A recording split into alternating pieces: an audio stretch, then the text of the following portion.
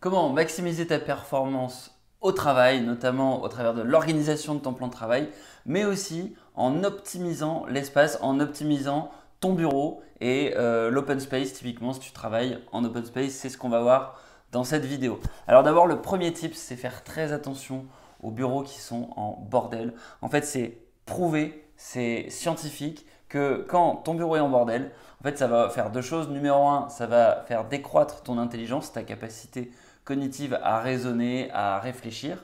Et numéro 2, ça va augmenter ton stress tout simplement parce que il y a plus de choses et donc ça va attirer ton attention. Ton inconscient, il va pas arriver à se fixer sur l'objet de ton travail et il va sans cesse voir le bordel qu'il y a autour. Donc ce qu'il faut, c'est absolument faire en sorte que ton bureau il soit systématiquement le plus clean possible. Et ça marche que ce soit un bureau physique, donc typiquement autour de ton clavier, autour de ton écran, voilà, faire en sorte qu'il y ait un minimum de choses, un minimum de post-it, un minimum de choses qui vont te déconcentrer, mais aussi les bureaux virtuels. Et donc ça, typiquement, c'est des choses que tu peux faire. Tu peux désactiver, par exemple, l'affichage des icônes sur ton bureau si tu travailles sur Windows. Tu peux faire en sorte d'avoir plusieurs bureaux virtuels sur Mac. C'est super important de travailler là-dessus. Une bonne habitude à avoir, c'est de ne jamais finir ta journée sans cleaner ton desk. Voilà, never finish your day until you have a clean desk. Et c'est super important. Ensuite, il y a un deuxième paramètre, après le fait d'avoir un bureau rangé, ça va être la voix. En fait, les open space, c'est les pires endroits pour se concentrer et c'est prouvé scientifiquement ça aussi. C'est assez marrant d'ailleurs parce que la réglementation européenne, normalement, elle impose que tu ne puisses pas travailler sans avoir un certain seuil de décibels qui soit dépassé. Et bien évidemment, tous les open space ne respectent pas ce seuil. Alors, j'ai plus le seuil exact, mais c'est quelque chose d'assez amusant. Et ce qui est prouvé, c'est qu'en fait, dès lors que tu entends une voix, dès lors que tu es dérangé, tu es déconcentré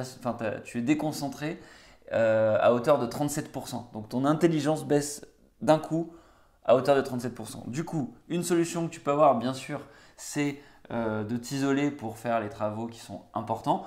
Et c'est de t'isoler au moins minimum 40 minutes, voire 1 heure, parce qu'en fait, ton intellect, il a besoin pour se chauffer de 20 minutes quand tu te concentres sur une tâche importante. Ça peut être une analyse, ça peut être la création d'une formation importante, la création de documents que tu vas faire relire par tes chefs, par ton management. Et bien ça, il faut du coup 20 minutes. Donc c'est important que tu puisses prendre le temps de vraiment t'isoler. Une astuce que tu peux avoir si tu travailles en open space, que tu n'as pas forcément l'occasion de systématiquement trouver un box ou une salle de réunion pour t'isoler, c'est l'utilisation d'écouteurs anti-bruit. Là, c'est des Huawei, je ne sais plus exactement quelle est la marque exacte. Mais en tout cas, voilà, avoir des petits écouteurs comme ça anti-bruit, ça te permet de t'isoler, d'être un peu dans ta bulle. Bien sûr, il faut essayer de faire attention de ne pas être toute la journée dans sa bulle parce que le travail aussi social est important et la collaboration, c'est pour ça qu'on a inventé les open space. Mais voilà, pour tout ce qui est focus, concentration, ça peut être intéressant d'avoir ce type d'écouteurs, ne serait-ce que de les mettre sans musique. Et puis éventuellement, si toi tu arrives à travailler avec de la musique, la musique classique ou tu tapes sur YouTube Lofi Music to Work, il y a des tas de vidéos qui existent et qui durent 1 heure, 2 heures et qui te permettent de t'isoler littéralement de ton environnement. Alors après, un autre point important, là on est plutôt sur l'organisation de ton bureau, que ce soit le bureau réel ou le bureau virtuel, ça va être d'être à un clic de tes documents les plus importants, de tes 10 documents les plus importants. C'est une question toute bête à se poser. Quels sont les documents les plus importants qui me permettent de rythmer mon travail, ma journée de travail, ma semaine de travail et essayer de les avoir à proximité pour pouvoir y accéder très très vite.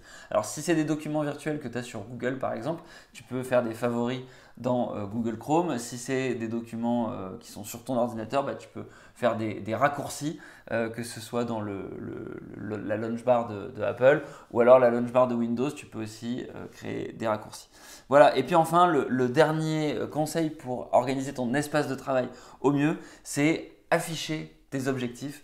Donc, tu peux les afficher, tu choisis entre 1 et 6 objectifs, au-delà c'est trop, et tu essaies de faire en sorte que toi-même tu puisses les voir tout le temps et aussi potentiellement que ton équipe puisse les voir. Le fait d'afficher les objectifs, ce qui est intéressant, c'est que du coup, ça va rendre évident, rendre importants ces objectifs-là et du coup ça va te motiver à aller matcher tes objectifs. Quand les objectifs sont atteints, quand on est en bonne voie de les atteindre, bah, du coup on peut être un peu plus détendu, on peut partir un peu plus tôt, arriver un peu plus tard. Quand on est dans le rouge, et bah là c'est là où il faut se mettre un peu en mode guerre parce qu'il faut atteindre les objectifs et voilà. Donc bien évidemment cette notion d'objectif elle est valable surtout si tu es dans un travail de commercial, un travail orienté performance, mais elle fonctionne aussi si tu es dans un travail un peu plus de réflexion et elle est d'ailleurs super importante si tu es ingénieur, chercheur, de te donner des objectifs à la semaine parce que bah, on se laisse assez happer par le temps et c'est important voilà, de mesurer son travail et on ne peut pas améliorer ce qu'on ne mesure pas et donc voilà c'était le dernier conseil pour être efficace